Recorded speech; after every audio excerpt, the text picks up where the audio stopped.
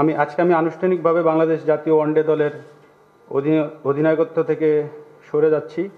আন্তর্জাতিক ক্রিকেট থেকে অবসর নিলেন মাহমুদুল্লাহ রিয়াদ।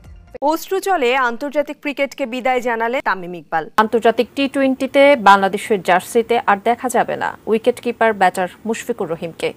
ওডিআই ক্রিকেট থেকে অবসরের ঘোষণা দিলেন মুশফিকুর রহিম। যদি সুযোগ থাকে আমি যদি দেশে যেয়ে খেলতে পারি, মিরপুর টেস্ট হবে আমার জন্য লাস্ট। টি-20 থেকে অবসরের ঘোষণা দিয়েছেন সাকিব আল হাসান।